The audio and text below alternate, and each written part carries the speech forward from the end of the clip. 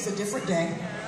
Every day I'm dealing with different issues, and I still pull myself up to come and give this performance. It's no secret that The Miseducation by Lauryn Hill was among the greatest debut albums of the 1990s. Her diehard fans would even argue that it was actually the greatest debut album of all time. Lauryn Hill had a meteoric rise to fame that was followed by a mysterious disappearance. What really happened to the iconic singer? Why did she face a lot of backlash that led to her postpone her anticipated album anniversary tour? Well, this is the tragic fate of Lauryn Hill. Lauryn Hill's troubling vocals. Lauryn Hill, the iconic singer and Grammy-winning artist, shocked fans around the world when she canceled her highly anticipated tour. On the 22nd of November 2023, Miss Hill made the unexpected announcement on her Instagram account, revealing that due to vocal strain, she had made the difficult decision to postpone the remaining shows until 2024. The tour, which was meant to celebrate the 25th anniversary of her groundbreaking album, The Miseducation of Lauryn Hill. The tour had begun with a bang, showcasing Hill's undeniable talent and captivating stage presence. Fans were treated to a nostalgic trip down memory lane as she performed the timeless hits that defined a generation. But little did they know that behind the scenes, Hill was battling a serious vocal strain that threatened to derail her tour. As the tour progressed, Miss Hill's vocal strain became increasingly apparent. In an effort to power through the shows, she relied on prescribed medication, specifically prednisone, to alleviate the strain and continue performing. Prednisone, a powerful anti-inflammatory drug, provided temporary relief, but Hill soon realized the potential long-term consequences of relying on medication to mask her vocal injury. Despite having fans buzzing with excitement, in a heartfelt statement, Hill explained that she had been battling serious vocal strain during the previous month and needed to prioritize her vocal recovery and overall health. This unexpected turn of events left fans disappointed but hopeful for Hill's future performances. Earlier in the tour, Lauryn Hill faced vocal strain, leading to the postponement of several shows. Recognizing the importance of taking care of her voice, Hill made the difficult decision to prioritize her vocal health and rest her voice. She acknowledged the vocal strain issue and revealed that she had been masking the injury with medication. Selling many thousands of tickets off the back of a 25-year-old album and no new material shows that Miss Hill has nothing to prove. Before pushing her tour, Miss Hill was growing a seemingly ever-deteriorating reputation as a punctual performer. During her performance in Los Angeles, a night filled with anticipation as fans gathered at the Crypto.com Arena in downtown LA, Miss Hill, who had repeatedly delayed the start of her shows by at least an hour, took the opportunity to address the criticism head-on. In a passionate 6-minute speech, she defended her punctuality issues, joined by her 4 children and mother when she told off the crowd. People say, hey, yeah, she's late. She's late a lot. Yo, y'all lucky I make it on this blood raw stage every night.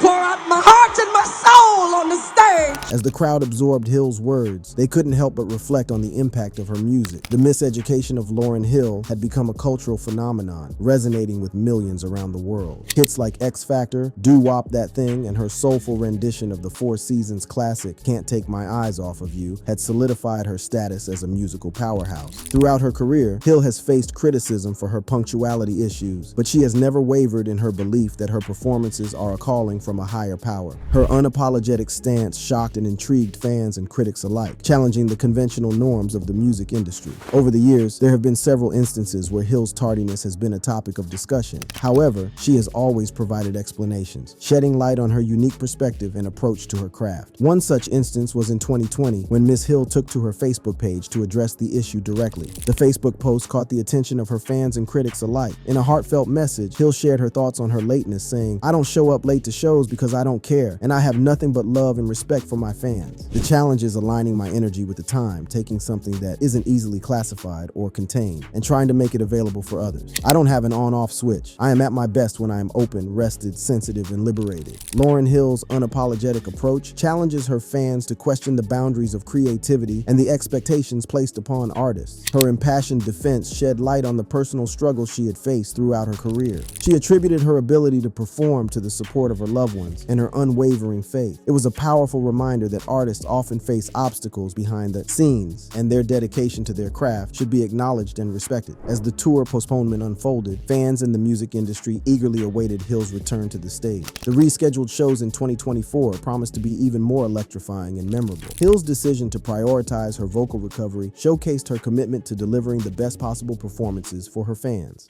Lauryn Hill's rise to fame. But how did Lauryn Hill end up in such a highly respected respected position in the music industry on just her debut album? In the early 1990s, a young Lauryn Hill found herself at the crossroads of her musical journey. Born on May 26, 1975, in South Orange, New Jersey, Lauryn Hill was raised in a family that valued music. Her parents, Valerie and Mal Hill, both musicians themselves, nurtured her talent from a young age. Lauryn's upbringing exposed her to a diverse range of musical genres, laying the foundation for her future success. As a child, Lauryn Hill began singing in her local church choir, where her powerful voice quickly caught the attention of those around her. It was here that she discovered her passion for music and began honing her skills as a vocalist. Lauryn's soulful voice and undeniable talent set her apart from her peers, and it was clear that she was destined for greatness. As Lauryn entered her teenage years, her musical influences expanded beyond the church choir. She found inspiration in the works of legendary artists such as Bob Marley, Stevie Wonder, and Aretha Franklin. Their soulful melodies and socially conscious lyrics resonated with her, shaping her own artistic style. As she explored her talent and onstage persona, at 13, Lauryn Hill nearly got booed off the Apollo. The Apollo Theater holds a special place in music history as a legendary and notorious live music venue. Located in Harlem, New York City, it has witnessed some of the most iconic performances from legendary artists like James Brown, Bob Marley, and Richard Pryor. However, it is the amateur night competition that has become the stuff of legends. I promise this is going to be an exciting amateur night. So let's bring out our next contestant. Gives a nice Apollo welcome to Lauryn Hill. Held every Wednesday since the 1950s, this event has gained a reputation for its notoriously difficult audience, known to boo performers they dislike. It has become a true test for aspiring artists, as impressing the Apollo crowd is seen as a sign of immense talent and potential. Winning Amateur Night has launched the careers of numerous legendary performers, including Ella Fitzgerald, Jimi Hendrix, Billie Holiday, the Isley Brothers, and the Jackson 5. The Apollo Theater and its Amateur Night competition have become synonymous with the pursuit of excellence in the music industry, making it a pivotal platform for young artists to prove their mettle. In 1987, a young and aspiring singer named Lauryn Hill took the stage at the Apollo Theater's Amateur Night. At just 13 years old, she chose to perform the Jackson 5's Who's Lovin' You, a song that had previously won the competition. However, as Hill began her performance, it was clear that she was overwhelmed by the intimidating audience. Her nerves got the best of her, resulting in a slow start that was met with a chorus of boos from the merciless crowd. The audience's initial reaction was harsh, and it seemed as though Hill's performance was on the verge of being cut short. But instead of letting the negativity consume her, something remarkable happened. Hill found the strength within herself to push through, gaining confidence with each passing moment. She refused to let the boos define her, and as she continued to perform, the audience's jeers slowly transformed into claps and cheers. Lauryn Hill's unforgettable performance at the Apollo Theater's Amateur Night marked a turning point in her career. While she didn't win that night, her resilience and undeniable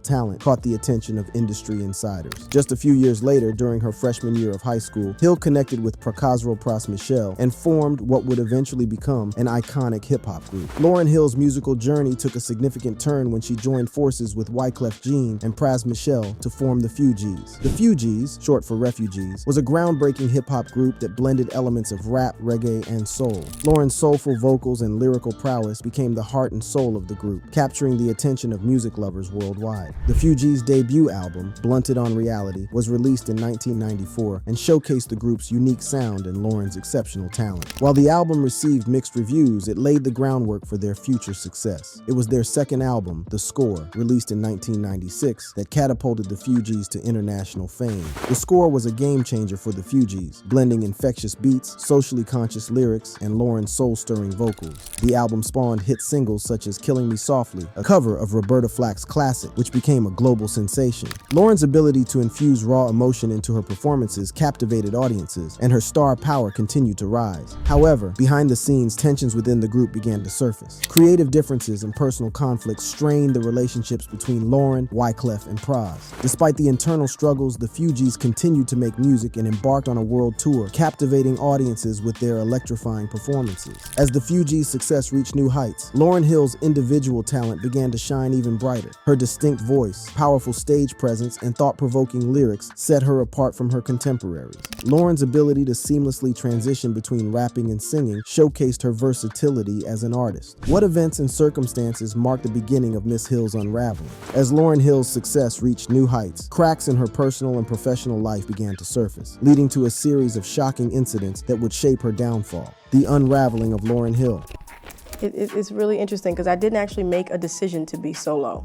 It really just happened. I promise you that it's hard to explain, but you know, I'd intended to be in the group forever. No doubt the Fugees were a groundbreaking hip-hop group in the 1990s. Known for their socially conscious songs, they quickly rose to fame and became one of the most celebrated acts of the decade. However, their success was short-lived, and in 1997 the group disbanded, leaving fans and industry insiders wondering what went wrong. It was during the early days of the Fugees that Wyclef Jean and Lauryn Hill first crossed paths. Both young and hungry for success, they were drawn to each other's magnetic energy and undeniable talent. Their shared passion for music created an instant connection, and it wasn't long before their professional relationship turned into something more. Despite Wyclef being married to designer Marie Claudinette, he and Lauryn embarked on a secret affair that would soon become the talk of the industry. Their love was passionate, but it was also filled with turmoil and uncertainty. It was during the recording of the score that Lauryn Hill discovered she was pregnant with her first child. Desperate to hold on to Wyclef, she tried to convince him that the baby was his, even though the real father was Rohan, Bob Marley's son.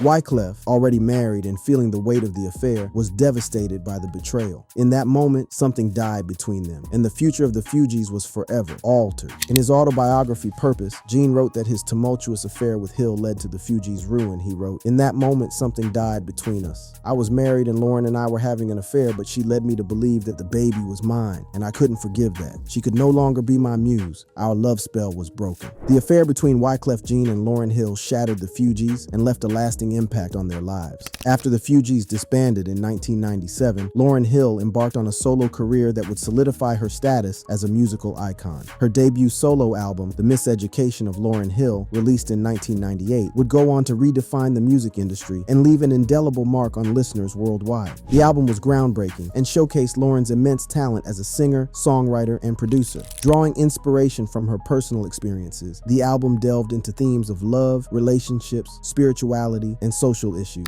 It was a raw and honest portrayal of Lauryn's journey as an artist and as a woman. The Miseducation of Lauryn Hill was not just a commercial success, it was a critical triumph as well. The album received widespread praise for its innovative sound, lyrical depth, and Lauryn's soul-stirring vocals. It went on to win 5 Grammy Awards, including Album of the Year, making Lauryn Hill the first female artist to achieve such a feat. In the world of music, success often comes hand in hand with controversy, and no one knows this better than Grammy-winning artist Lauryn Hill. Hill's journey to stardom has been marred by a legal battle that captivated the industry. A group of musicians, collectively known as New Art, emerged from the shadows, claiming that they deserved songwriting and production credits on the majority of the album's tracks. They filed a lawsuit against Hill and her label, alleging that they had made significant contributions to the creation of the album and were unjustly denied recognition and compensation. New Art, consisting of Vada Nobles, Rashim Kilo Pugh, and twin brothers Johari and Tejamol Newton, had worked tirelessly alongside Hill at a studio in her South Orange, New Jersey home. They claimed to have played a crucial role in the production and songwriting process, asserting that they were the primary songwriters on 2 tracks, Nothing Really Matters and Everything Is Everything, and major contributors on 6 others. The lawsuit filed in U.S. District Court in Newark, New Jersey, sent shockwaves through the music industry. The 23-year-old Hill, who gained fame as a member of the Grammy-winning Fugees trio, said in a statement that the suit was without any merit whatsoever. A spokesman for the singer added this week that Hill felt deeply betrayed by the New Art group. The album credits listed Hill as the producer, writer, and arranger of the album, with her name appearing on every track as the executive producer. New Ark, on the other hand, was acknowledged for their additional production, additional musical contribution, and additional lyrical contribution on select songs. However, they argued that their contributions went far beyond these acknowledgments and that they deserved full songwriting and production credits. The dispute between Hill and New Ark went on for months, with discussions between their respective attorneys failing to reach a resolution. The impasse ultimately led to the filing of the federal lawsuit earlier this month, thrusting the legal battle into the public eye. Lawsuits over song credits are not uncommon in the music industry, where the saying goes, where there's a hit, there's a writ. However, this case was particularly intriguing due to Hill's transition from primarily being viewed as a vocalist to receiving acclaim for her songwriting and production skills on The Miseducation of Lauryn Hill. When asked about the dispute, Peter Harvey, the attorney for the New Ark group, said, "She is not a musician, she is not a producer. New Ark will make another album, and everyone will see that they were the ones responsible for this album. I dare say if you put Lauryn Hill in a studio alone, she couldn't do it again. Album No. 2 for her is not going to sound like this." The conflicting narrative surrounding Hill's involvement in the album raised questions about the true extent of her creative contributions. Was she the sole driving force behind the project, as her supporters claimed? Or did New Ark play a more significant role than they were given credit for? Sources close to Hill dismissed the lawsuit as an attempt by New Ark to capitalize on her success. They argued that Hill Hill was the driving force behind the album, asserting that she was a gifted arranger, producer, and writer in addition to her vocal talents. Gordon the Commissioner Williams, the engineer who worked on most of the Miseducation sessions, declined to discuss the lawsuit or new arcs claims, but when asked about the album, he said, "Lauryn is a very gifted arranger, producer, and writer, as well as a vocalist. She's the whole package. It's definitely her vision." Miss Hill eventually settled out of court with the 4 musicians, but this was not the end of her woes. Behind the scenes, Lauryn's personal life was in turmoil. The pressures of fame, coupled with the demands of motherhood, took a toll on her mental and emotional well-being. Trouble in Lauryn Hill's personal life. One of the first signs of trouble came with the release of Lauryn Hill's solo album, The Miseducation of Lauryn Hill, in 1998. The album was a critical and commercial success, earning her widespread acclaim and numerous awards. However, behind the scenes, Lauryn Hill was struggling with the pressures of fame and the weight of expectations. She retreated from the public eye, seeking solace and introspection. Around this time, Hill met a religious figure named Brother Anthony, a tall black man in his 40s. Within 3 months, she was going to Bible study with him 2 or 3 times a week. A close friend to Ms. Hill, who found Brother Anthony teaching interesting, recalled Brother Anthony teaching Lauryn Hill that she should be whoever she wants to be because she doesn't owe her fans anything. God didn't create us to be beholden unto people and entertain them. God holds us to be the people that we want to be. It is rumored that Brother Anthony and Miss Hill became inseparable. Shortly after recording Unplugged, Hill told MTV Online, "I met someone who has an understanding of the Bible like no one else I ever met in my life. I just sat at his feet and ingested pure scripture for about a year." When asked about his opinion about Miss Hill's newfound spiritual friend, former group member Praz said, "Brother Anthony was definitely on some other shit. I had a tape of his teachings. That shit is ill. Me up. I can't really explain it. It was some weird shit, man. It was some real cult shit. When I heard the tape, I couldn't believe that this dude was really serious. He was saying, give up all your money. I don't know if that meant give it to me or whatever. But on the tape, he said, money doesn't mean anything." It was during this period of withdrawal that Hill's failure to pay taxes on her substantial earnings would come to light, setting in motion a chain of events that would ultimately lead to her shocking sentencing. Grammy-winning singer Lauryn Hill was sentenced to 3 months in prison and an additional 3 months in home confinement for failing to pay taxes on about $1 million in earnings. In a statement to the judge, Miss Hill explained she had always meant to eventually pay the taxes, but was unable to during a period of time when she dropped out of the music business. Before the sentencing, her attorney had said Hill had paid more than $970,000 to satisfy the state and federal tax liabilities. In 2013, Rohan Marley took temporary custody of their 5 children, while Hill served a 3-month prison sentence for tax evasion, leaving her longtime partner and the father to her 5 kids as the custodian to their children. Rohan Marley, the son of the legendary Bob Marley, and Lauryn Hill, the iconic hip-hop songstress, shared a love that spanned over a decade. But behind the glitz and glamour, their relationship was filled with regret and heartbreak. Rohan Marley admitted that things weren't perfect between them during the decade-long relationship that lasted from 1996 to 2009. Although Rohan and Miss Hill had a long-term relationship, they weren't officially married. In fact, Rohan Marley was first married to his sophomore girlfriend Geraldine Cawley, and together they had 2 kids, Eden and Nico, a linebacker who played at Tulane and was signed by the Washington Redskins in 2017. Marley met musician Lauryn Hill in 1996, and they had 5 children: Zion David, Model Sella, Joshua Omaru, John Nesta, and Sarah Marley and Hill lived apart for most of their relationship. Rohan and Lauryn's relationship was a whirlwind of passion, fame, and controversy. They were both rising stars in their respective fields, and their union seemed like a match made in heaven. However, behind closed doors, their relationship was far from stable. Throughout their relationship, Rohan and Lauryn never officially married, which added another layer of complexity to their already complicated dynamic. This decision raised questions about their commitment to each other and their children, leaving many to wonder if their relationship was built to last. The impact of his choices and actions as a father has left a lasting mark on his children, as seen through the brave confession of his daughter Sella Marley, who spoke out about her traumatic experiences. Through an Instagram Live, Sella shared her experience about how things were growing up. This revelation not only affected her relationship with her father, but also shed light on the strained relationships between Rohan Marley and his other children. Sella also detailed how growing up with a mother in the entertainment industry and growing up without her father being present affected her and her siblings. I have severe daddy issues, like very severe daddy issues. And so I've just been like, and now I'm just looking up like, what does it mean to have a father? What does that feel like? What does that look like? While Selah described her mother as an amazing woman, she also recalled her being so angry that she would beat her and her siblings with a belt. During the Instagram live, Selah explained that her mother was angry due to how she was treated in her career. She claimed her mother was going through her own problems while raising 5 kids. She also claimed that she did that with a man who didn't really know her. Selah also claimed that Rohan and Lauryn's arguing kept her up at night. During her Instagram live, Selah confessed, "I'd just be crying and crying and crying and crying." After seeing Selah's comments, her father, Rohan Marley, issued a statement through his representative, taking the blame for his daughter's unideal upbringing. According to Ace Schwobiz, his statement read, "Selah's expression on Instagram is a healing process for her. I'm very happy that she is fearless in her expression. I love her very much and do apologize for any contributions I may have added by arguing in front of her as a child. I've grown as a man, a spiritual being, and a father. I'm constantly growing and will teach my children to always take the higher road in any disagreements. I will be there for her no matter how many hours, days, months, or years it will take. I will be the best dad that I can be. One love." But Rohan Marley wasn't the only parent who responded to Saleh's social media breakdown.